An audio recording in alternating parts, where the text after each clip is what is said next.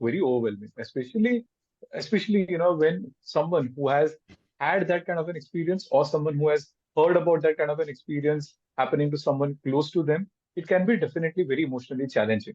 So, as psychiatrists, our suggestion is generally to limit our consumption of social media, because if we keep consuming that kind of content in excess, obviously it is going to emotionally affect us. Sometimes it can lead to even emotional desensitization and emotional numbing as well.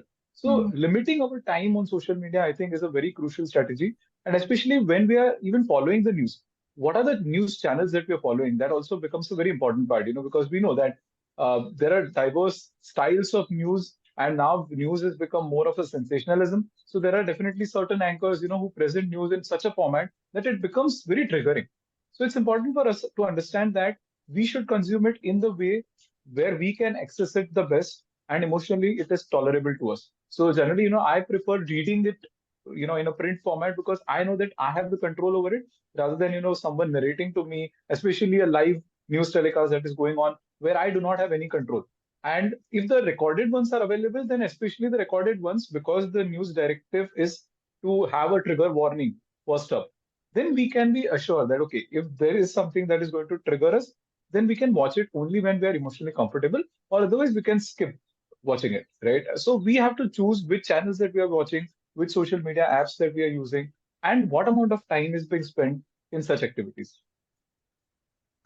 Yeah, I think you have brought in a great point that, to have some sense of control, we need to be very wise in choosing what medium we consume, because beyond your point, we are not consuming the news starts Right, consuming us. right.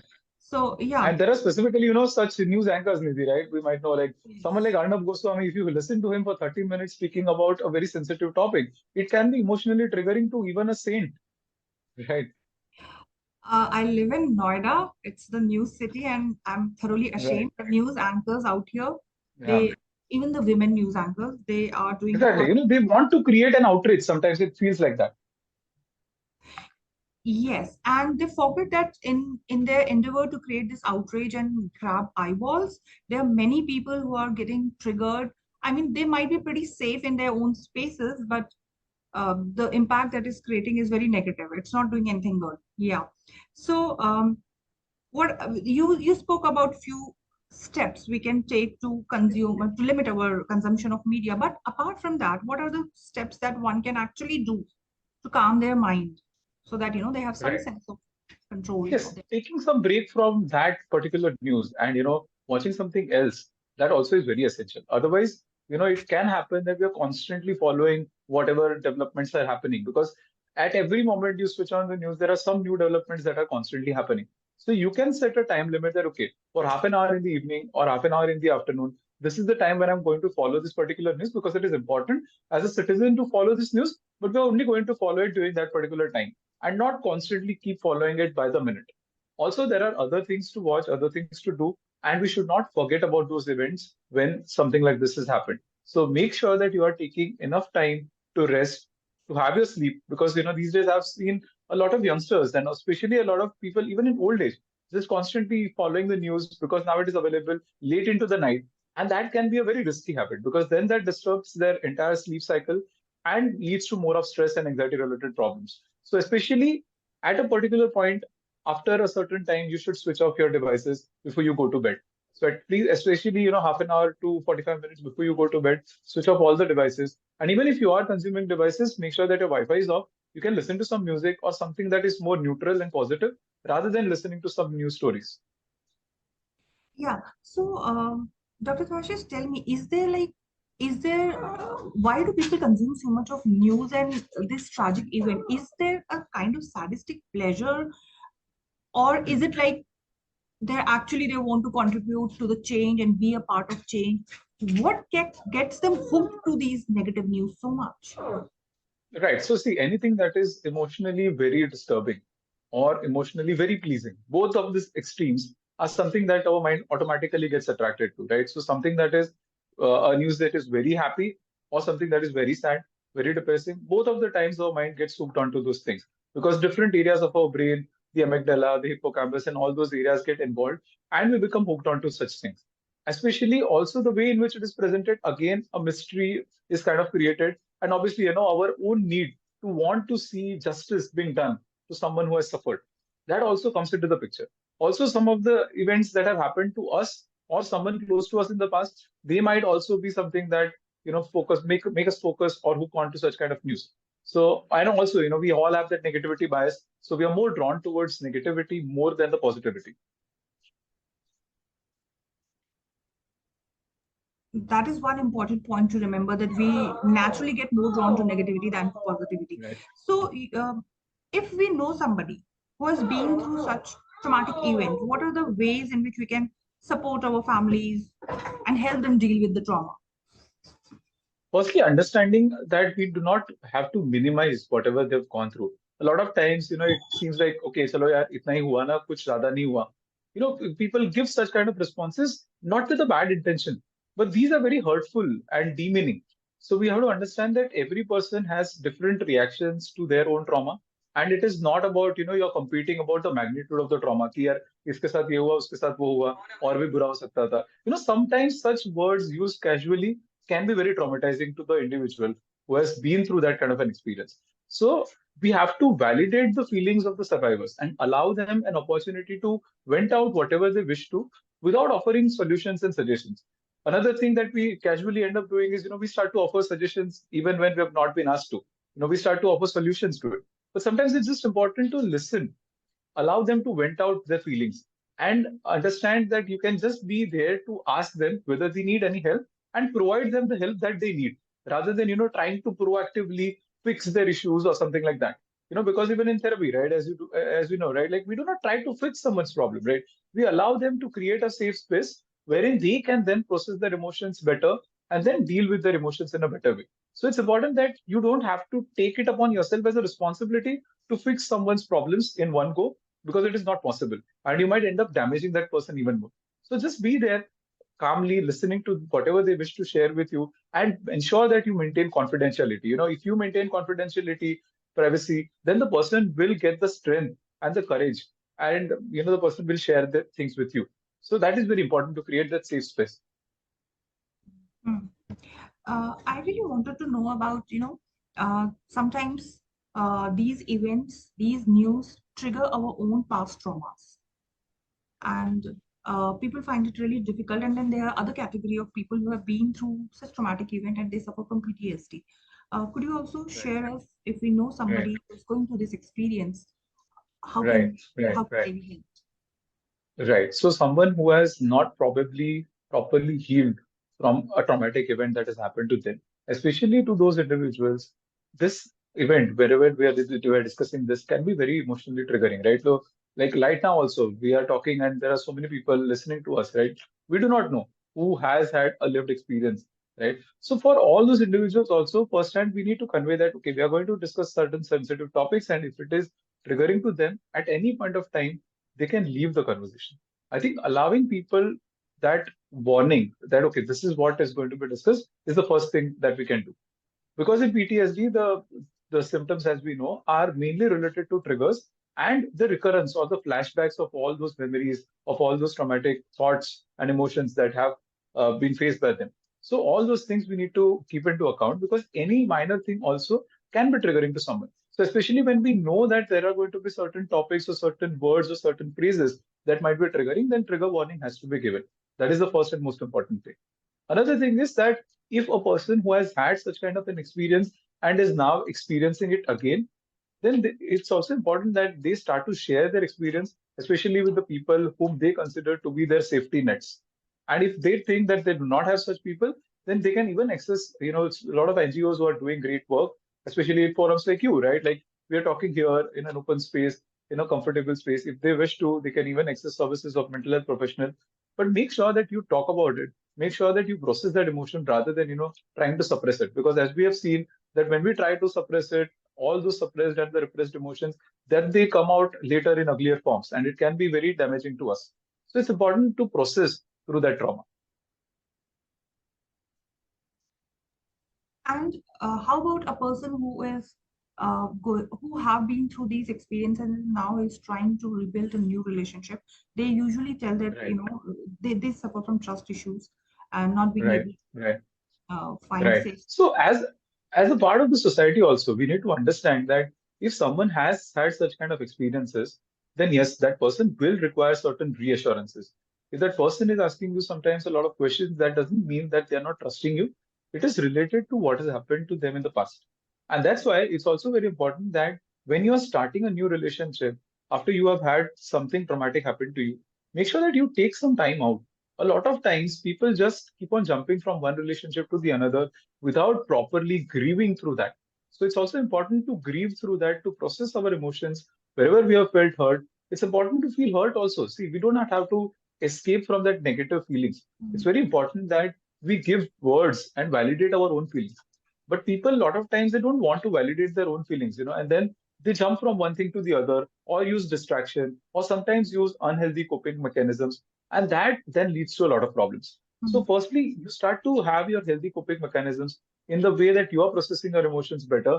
And then only when you feel ready, when you feel safe, enter a new relationship.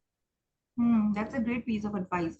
So, what would you say are some of the healthy coping mechanisms rather than Right. So healthy coping mechanisms involve something like, you are actively involving in your hobbies, or you are involving into relaxation or meditation or yoga or any sports or anything which involves some movement, but not being passive.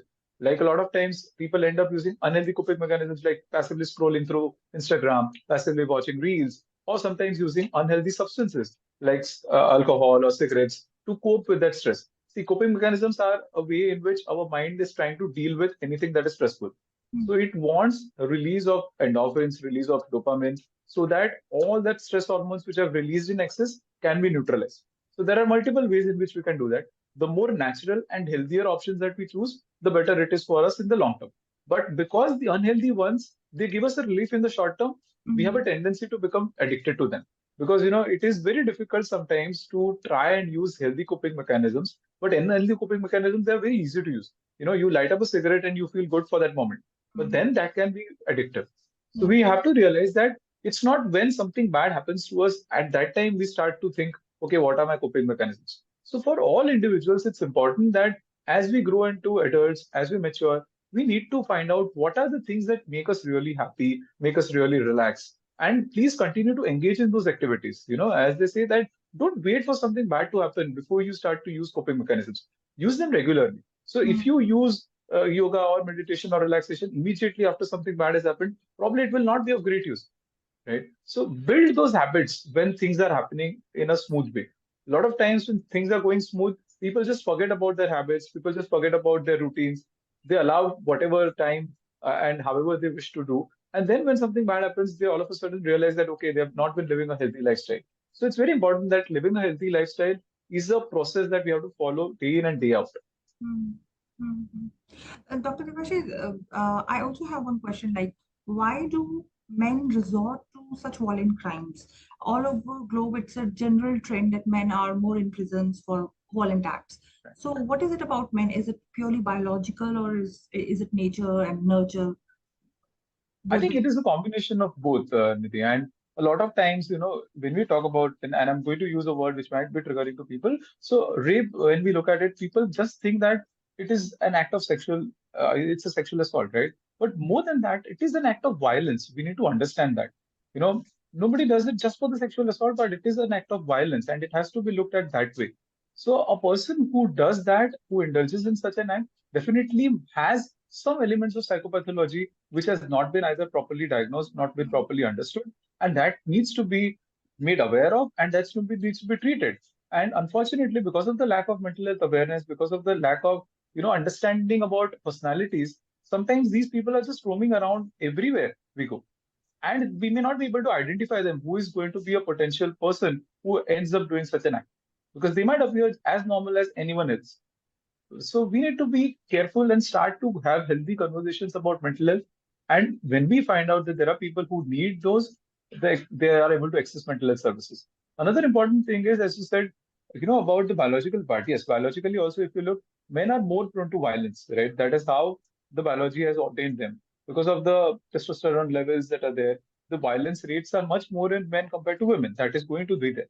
And the another thing is the patriarchy surrounding it, right? So the atmosphere where the male wants to assume an authoritative position and wants to dominate and wants to make sure that the woman is always felt to be submissive. Those all social constructs also come into the play, Mhm. right? And then, add to it the substance abuse and all those things then start to go haywire. So this is a question I'm asking you not as a psychologist, but as a mother. I'm a mother of a teenage boy, and like I know what are the things. I have open conversations with him, but I really want to understand all the women around you who are in this conversation. What are the things they can communicate to their brothers, to their boyfriends, to their sons, to their husbands at large, so that men become sensitive? I'm sure all these men are sensitive, but as you said, we really can't Mm. identify if somebody is having this psychopathy. So if it cannot be Right. identified, but there must be something that can be communicated at large to men which can help to ease the situation. Right. So firstly, to the women of the country, I would want that we start to glorify sensitive and sensible men too, rather than, trying to glorify those macho images of men, you know, killing people on screen and Kabir using Khan, violence and substances. what is Exactly, right? that Right. Kabir Singh type of men? Yeah, so we need to stop glorifying Kabir Singh and Animal and all those characters. So even though these are movie characters, these are very much related to our culture. And once we start to hero worship such characters, when they are around us, that time also we feel that okay, wow, this is such a great guy to have. And I have seen that with a lot of my women friends as well. That they end up getting into relationship when they are even seeing the red flag signs in a guy. And sometimes as a guy friend we do point out that okay, this is not a safe guy for you to be going into, right? So we need to be aware about what are the red flag signs in any individual, and these are definitely red flag signs. If a person is consuming substances, using violence, using cuss words, who is not very sensitive towards your emotions, he's very dominating, narcissistic sort of to say, then these are red flag signs and you need to be away from such people. So these are some things that we can teach to the youngsters from an early age, so that the young boys also don't end up glorifying these and become such men, right? Yeah, there is a thin line. Like the warrior worship has been a part of our culture, right? From Yep. Shivaji to Karn to Arjun, all our heroes have Right. been warriors, from Ram to Krishna. Right. To but that thin But they were line, always respectful towards women, right? Like, women, yes, exactly. So that is the point. Like, how they treated women, how they treated people around them. I think yeah, that is what makes a difference. So when you yeah. see that someone who is not being respectful towards others, then that is definitely a red flag sign as a human being itself. Hmm, hmm, hmm. And you will True. notice that there are such people around us, who will give such hints. We have to Right. be vigilant enough to catch such hints that, these are not the people that we need to be closely associated with. So, what is in a woman that they fall for these so-called bad guys and red flags? Right. So, see, again, a person who exerts that kind of authority is also very appealing, right?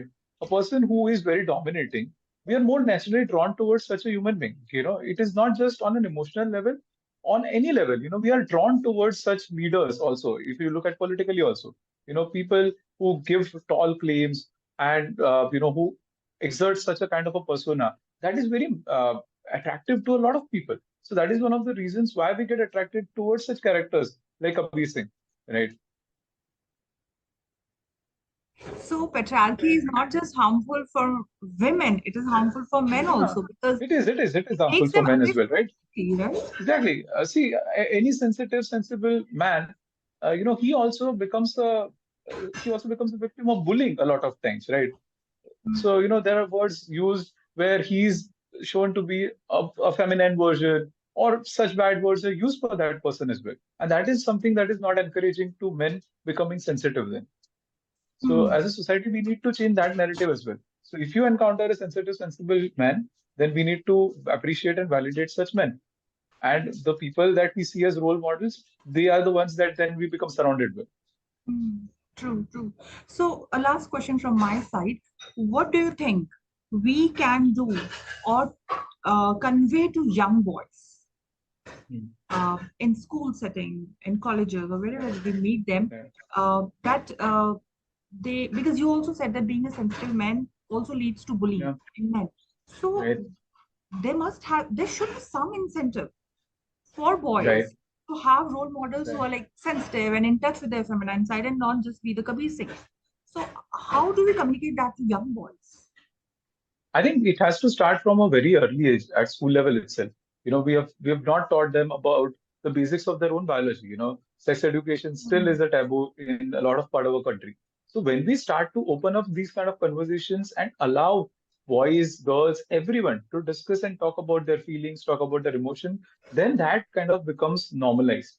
But in mm, schools also, you see, when I was studying that, there were certain topics which are taught to only girls, there were certain topics only taught to boys. This should not mm, be done. As a part of a human society, we need to be aware about all aspects and all things about everyone. mm. So the biological aspects first, and then going on towards the emotional aspects, creating a kind of mental health awareness at a school level. These are some basic things that we can start off with. Mm, mm.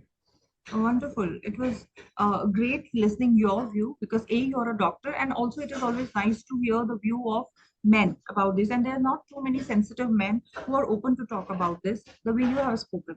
Thank you so much, Dr. Devashish. Now I'll just make it an open house, and if there are candidates who have certain questions, either they can raise your hands or put them in the chat box. We'll ask Dr. Devashish directly.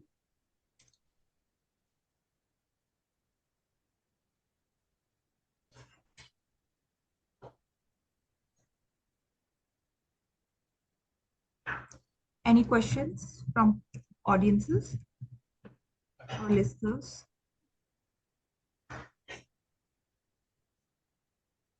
I think someone has raised the Yes, hand. Yeah. Yes. someone has raised their hand. Raised Yeah. their hand. Okay, basically, I have a question on Yes, that. please. Yes, please. Okay, because I because Nidhi knows that I also belong to a family which is kind of patriarchy society. So I belong to Yeah. that place, and I really fought a lot for my rights.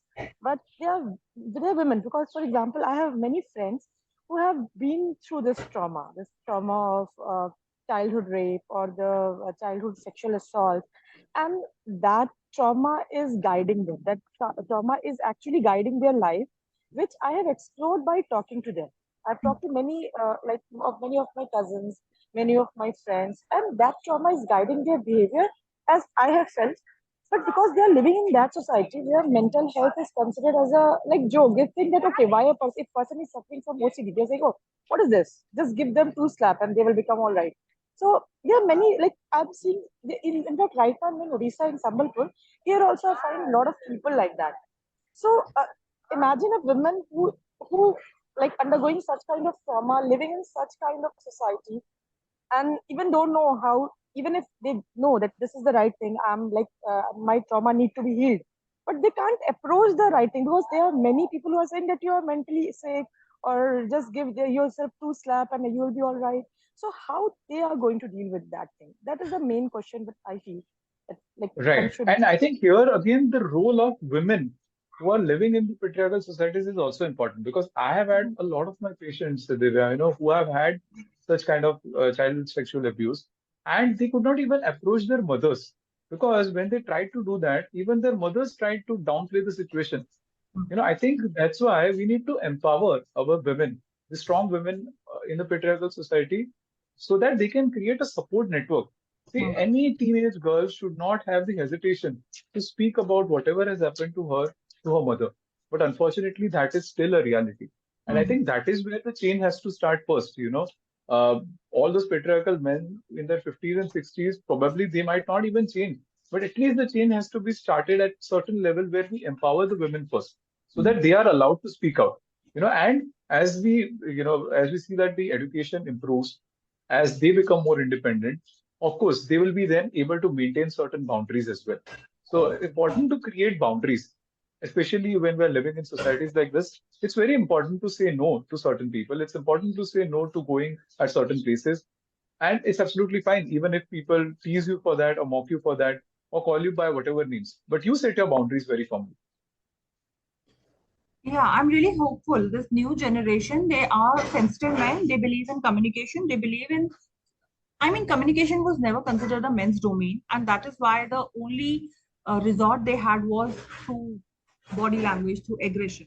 And when they are not, and not able to communicate and identifying their feelings was a big taboo in the previous generation. It still is, but I think times are changing. We Right. are seeing newer breed of men who are good at conversation, who are in touch with their feelings, who understand the importance of mental health. And you have brought up a very important point. When a woman's self-worth is intact, then there are higher chances that the people around her, she'll not be the trap to the patriarchy, and the people around her, Exactly. she'll be Yeah. able to succeed. And that's why we need to, empower our mothers, right? Specifically. So we are talking about creating awareness at a teenage level, at school level, but also the women, in their reproductive age groups, the mothers of the family, the grandmothers of the family. Sometimes because of the environment that they have been surrounded with, they also become the part of the same patriarchal society. And Yes, sometimes they are more detrimental to the women than the men themselves. women become women's worst enemy when they are Right. Yeah. because yeah, it's a separate topic. I understand you have Yeah. already given us a lot of time, Dr. Devashish. We are really, really thankful for taking out a Sunday for us, and we are going to Thank you. continue this discussion with Manisha ma'am. And thank you so much for being here Thank you. and speaking with all of us. Manisha ma'am, the speaker, so that